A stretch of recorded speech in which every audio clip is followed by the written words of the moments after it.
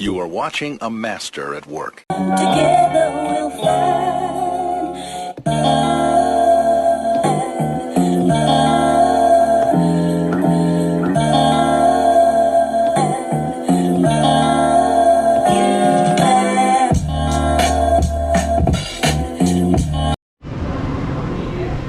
Nah, we good.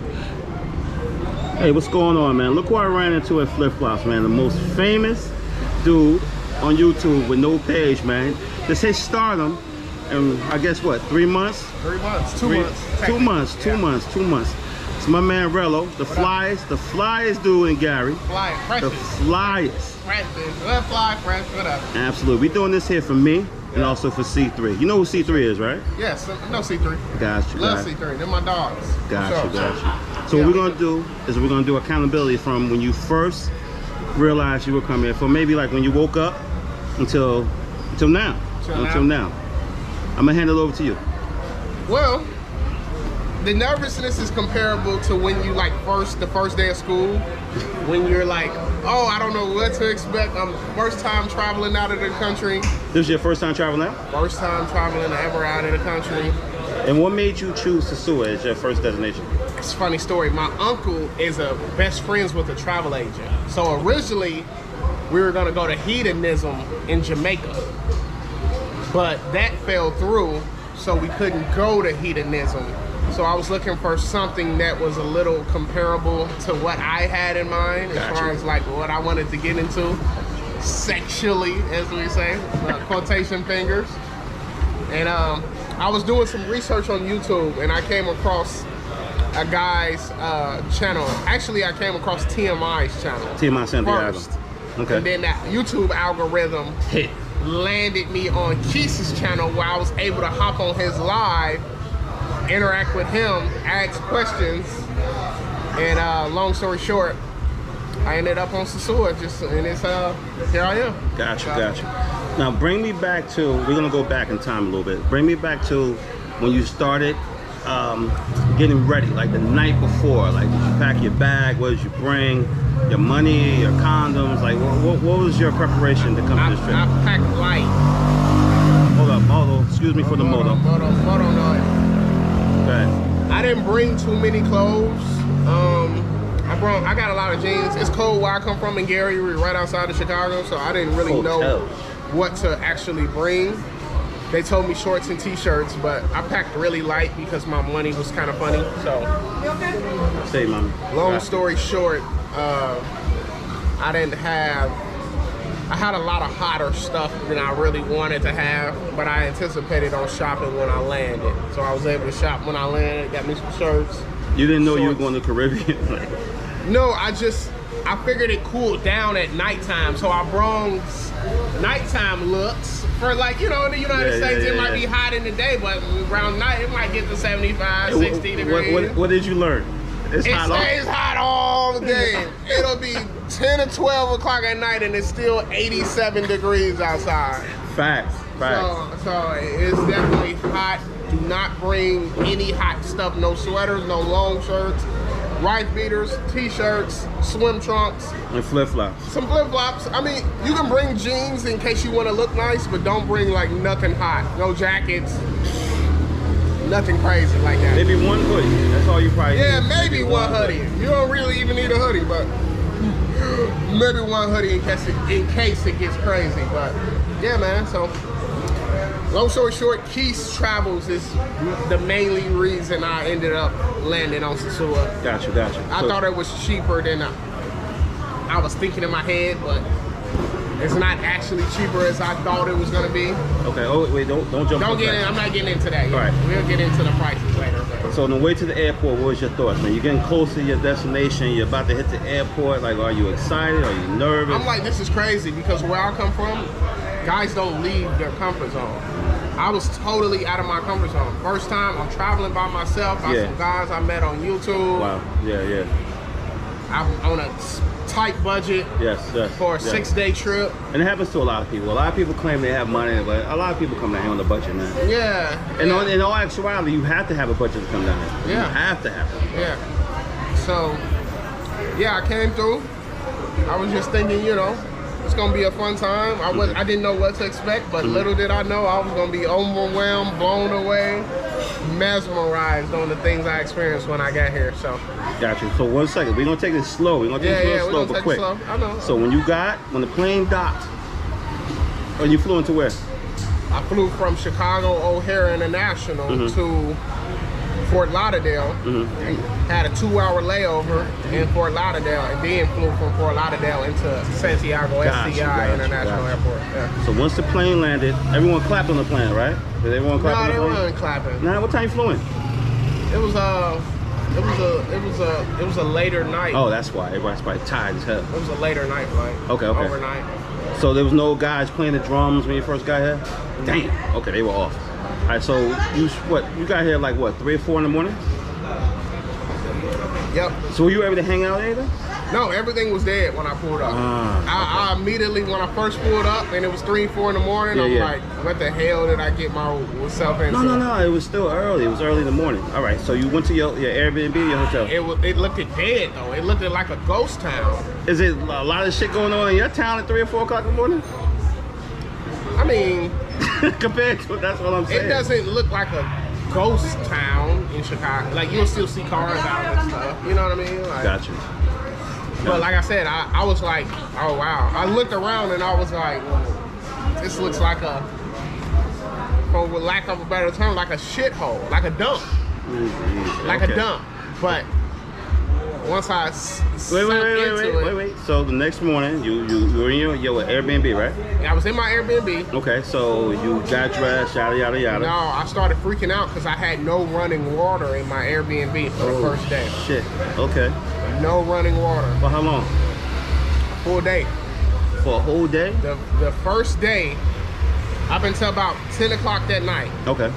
He finally got it on. He promised, I talked to the Airbnb host, he promised me it was gone. I thought he was trying to finesse me. I thought he knew it was off. But this just so happened was I came in at a time where it actually was off because he lived in a building across, the apartment across from me. So he didn't have running water either. And he was like in the same spot, like, yeah, the guy's coming to fix it. And I thought he was, you know, capping, but no. It was true. It was true. Did he give you water? No, he didn't give me water. Only thing I'm saying that because the other day my water went off the same thing and they bought me one of those big gallons of water, like maybe, 5 gallons? Until they fixed the problem. Because this is all, I think, happening because of the tornado that happened. I forgot the name of the tornado, but that's what's going on now. So everyone's fixing their pumps and tanks and shit like that. So I was freaked out too. Also with my place, the power and the water went off for like 3 hours. So I totally understand what you're talking about, man. But once you got the water on, was able to take a shower, get fresh, what happened? I felt way better. I felt 100% better. And what was your first move, bro? What was your first move? My first move was I went outside, I walked around. Okay, and let everybody know where you're staying at. Where you stayed at? I stayed on Pedro Crescente. And what an Airbnb on Pedro. It was right on Pedro? Right on Pedro. Close to who? Like Envy or? No, right on the supermarket. What's that? I know exactly what you're talking about. On the right hand side. Yeah, on the right hand side. Yeah, that's a nice place. I know what you're talking about. Right by the barbershop, what is it, Gary's or whatever it is. Exactly. I know exactly what you're talking about. That's a new supermarket too.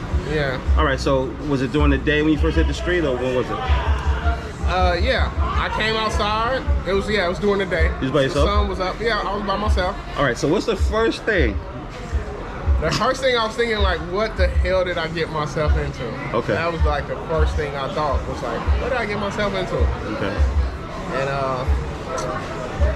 little did I know I was in for a crazy surprise once night fell. Talk about the interactions with the females when you first got here, though. Their interactions when like when you were walking down the street and they first started, like, really. They were very aggressive. Okay. They were different from the United States. Did that bother you, or were you happy about it, or what? I was caught off guard. It was like a culture shock. It was. You know, when you come from the United States where you're used to pursuing girls. Exactly. You being the aggressor. 10 of them, you might be lucky to get one phone number. Exactly. That's the ratio, right? What, if you holler at 10 girls? Yeah, usually 2 or 3 out of 10. 2 or 3, yeah. 2 or 3 you might actually fool, as they say. Exactly. So that was a culture shock to be kind of pursued. Yeah. It felt good. Felt like a celebrity almost, you know what I mean? It does feel like that when you first come down here, because you definitely are a piece of meat and shit, like when you first come down here.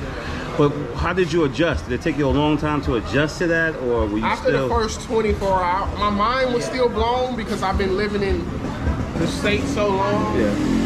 My mind was still blown that this place existed with such an abundance of attractive females that actually want you for whatever reason. Exactly. You know, the reason is debatable, but to me it seemed like true.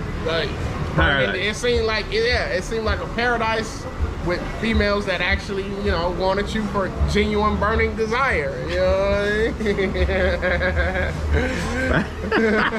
mean? Absolutely, absolutely.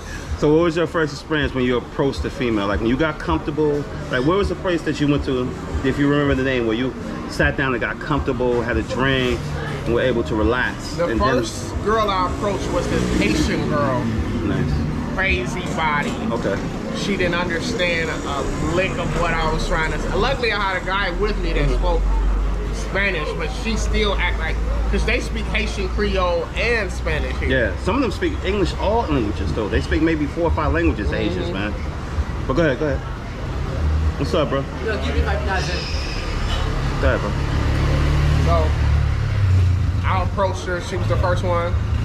She was like ecstatic, you know. She turned around, let me touch her bottom area, and that was kind of like crazy because in the United States they don't let you do that. Yeah, You know what I mean? So, yeah. So when you saw that, when you were able to sample the goods, almost like touch our fucking ass, what did you think?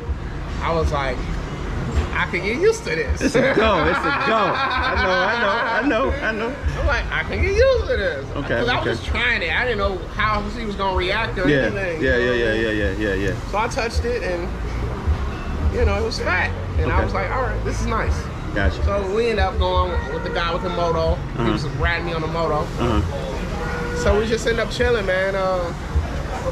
My memory is so terrible, but I remember take your that time. was the But let me first. slow down for a second. So your first experience in Sosua was with a Haitian. Is that okay Haitian to say? girl that barely understood what I was saying. Okay. I was telling my guy, and he was telling her in Spanish, and she was understanding. Translating. Got you. Translating for me, basically. Let me ask you a question. On a 1 to 10, your experience on a 1 to 10, what would you state? What would you On a rate? 1 to 10, I would give it a 7 because I made mistakes. Like what? All right, here's the thing. Let me ask you a question. I know you're totally transparent. Did you bring condoms? Yes, I brought 2 boxes of condoms. Okay. And by the 3rd day, I was out. You said you bought 2 boxes of condoms, and after the 3rd day, you were out? 2 boxes of 3-packs, so 6 condoms. Oh, okay. By the 3rd day, I was out.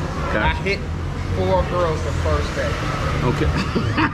Are you reflecting right now? Yeah. Are you looking away reflecting on the situation? Yeah. I can dig it, man. What was the ratio? Was it Haitian, Dominican Haitian? Do you know? But here's the thing. Haitian women are what? What would you? Because a lot of people look down on Haitian women here.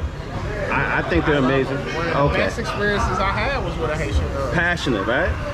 Yeah, passionate, peaceful. Exactly. Non-combative. Aggressive. Yeah. Yes. Very,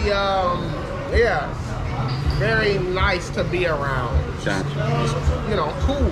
Gotcha. Super cool. The vibe was cool. She didn't speak very much English. But she understood. Like I was using we were using a translator app. Okay. And she was just chilling. I left her at the crib by herself.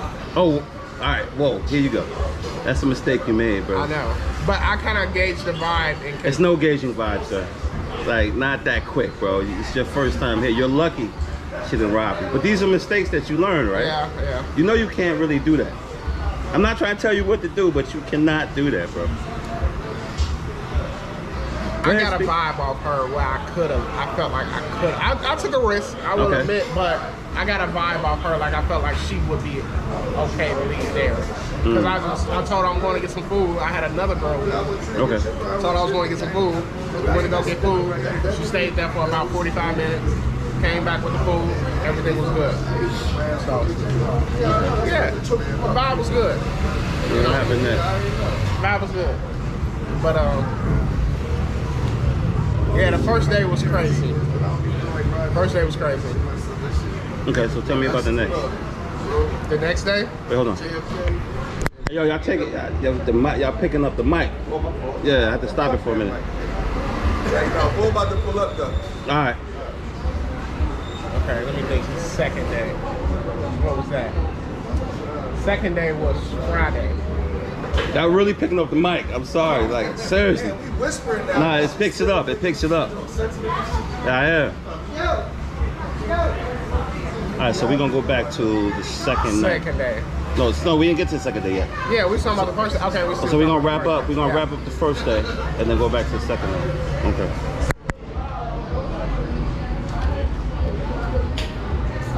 Hold up. Okay. So the Haitian experience is amazing to you. Yeah. Okay. She So, was hands down the best experience I had. okay. Okay. And life? Sexual? No. Out of this whole trip. Ah, okay. Just sexually. Okay. Okay. Put it like that. And she spent the night? She spent the night. Okay. She left the next morning. She left the next morning. Okay. So you woke up. You left together with her, or you let her leave by I herself? mean, she stayed the night, no problem. She was cool, chill. That was like the fourth night though. She stayed. Wait. She stayed for 4 nights? No, I'm saying she came the fourth night. I'm talking about specifically the. Oh, I got you. So she came back. Yeah, she came Sunday. Oh, I got you. Okay. So let's break down the second day. So you got rid of your first conquest. So the second day, you're a little more experienced. So what happens? So the second day, I linked up with Cincinnati. I got you, my man. I saw him out here. He was on the boat ride. On my mom. We was walking around. Okay. We was actually walking down this street right here. We ran into these 2 chicks. This one chick came up to me, ass facts, nice titties, bad. You so handsome, bro. No. Came up on me. She was cute. Okay. You know what I'm saying? This girl ended up staying with me the next 3 nights. But she brought another girl every single day. Wait, slow down. So you find a woman the second day, and she stayed with you The next for 3 nights? Friday, Saturday, Sunday. Got you. She stayed with me. And then every night she brought a woman for you? She brought another girl. The first night was just her. Okay. The second night, which was Saturday, she brought another girl. 3-way. The fourth night, she brought 2 more other girls. So it was a foursome. And all in one night? All at the same time. Have you ever done a foursome before, a threesome in the United States? I've never had a threesome. I've never had a foursome. Salute to you. I've had a threesome. My first threesome ever in life was from this girl I literally met down this street down here. So look, I'm smiling again. Yo, he's still I'm just thinking about it 'cause He's it was a still moment. reflecting on that shit. Every Okay. man deserves a threesome one time in their life. Okay. So it was a threesome Friday. He said Friday. It was a